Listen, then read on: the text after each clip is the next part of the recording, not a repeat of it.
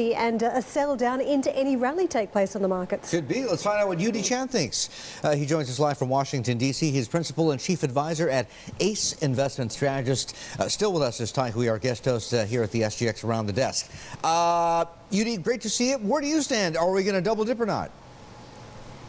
Well, I don't think so. I think basically the new terminology these days is called the square root recovery, right? So basically we dip, and we're coming back up, and we're flattening out. I think that's the most likely scenario. Okay, even with FinReg having gone through, even with what came out of the G20 and having to pull back on deficits? Yeah, I think so. I mean, isn't this all going to hurt demand at a bad time?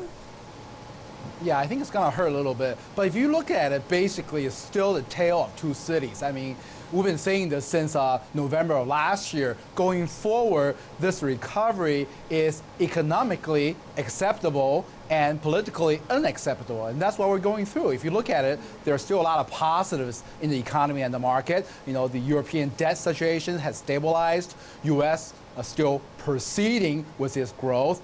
China's still very strong. Inflation is pretty benign. We still have pretty good earnings. But of course, on the other hand, like you were saying, the mess with Europe still needs to be resolved. There's still a lot of deficits there. There's geopolitical concerns resulting in this up and down and really flattening out type of economy. One other piece of the puzzle that we haven't seen yet is employers hiring again in the States. That's been extremely sluggish. How big a factor is the jobs report going to be for you on Friday? Yeah, you know, if you think about it, I think this.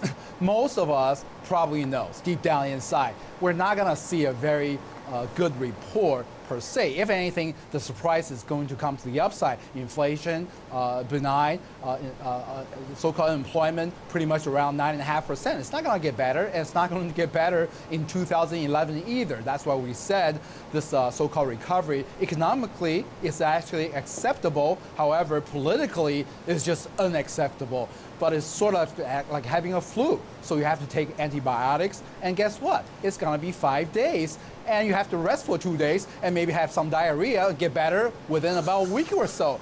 But politically, who could say that? Who could come out and say, you know what, though, inflation is not there. However, unemployment is just not going to get better. You're not going to have a job. It's going to take about 2 to 3 years. So it's just not to be said. But that's the way we are right now.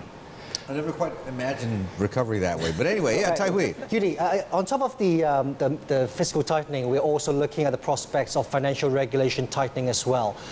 Do you see that as a threat that bank lending will actually be cut back on the back of the regulatory reform and dampen the recovery process?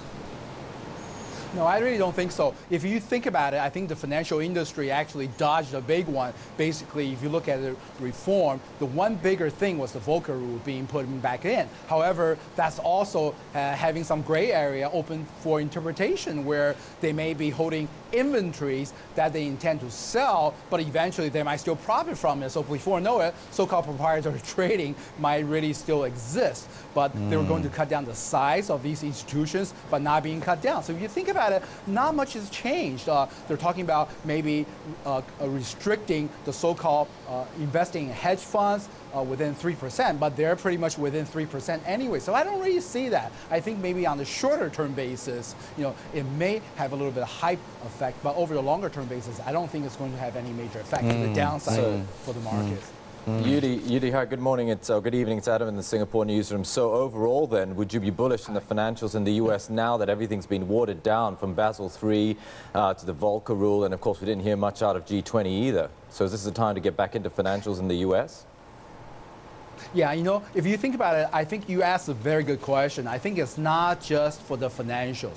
It is our true belief going forward, and for the past that is, that it's just not a long-term buy and hold type of market for any sectors, for any stocks. Basically, you really have to so-called buying the dips and selling the rallies, but not on the overall market, but with individual sectors. You have to rotate yourself in and out of sectors based on whether storyline, or your projected growth, or projected earnings. But you can't just say, well, I like the financials, thus I'm just going to buy it and hold it for 2 years. Or I like the technology, thus I'm just going to buy it. Yeah, and so would I be buying the financial right now? Maybe on the short-term basis, I would. Okay, Yudi, let me ask you about this. This is one of our top stories this morning. The CCFA, this big trade deal, the first ever between China and Taiwan. What do you make of it, A, and how do you make money out of it? Well, it's not going to be that easy. You're talking about China. Everybody wants to profit from China. It's not that simple. If you think about it, Taiwan and China basically it's important. However, Taiwan is not the biggest or largest trading partners of China, so it is important. But going forward, I think it's more important for China to really set itself a little bit as far as its growth is concerned, and with its import-export, and which relates back to a little bit to its currency. That's why China has been coming out and saying that they don't want to be so-called tagged as the currency manipulator and wanting to really free flow their currency a little bit. But in reality, if you think about it, it's not that simple to take advantage of it because their currency is still very much controlled. Yudi Chang, thank you for joining us. We must say goodbye, but we're going to come back to Tai Hui in a couple of minutes for his thoughts too on the Taiwan-China pact. All right, so we are expecting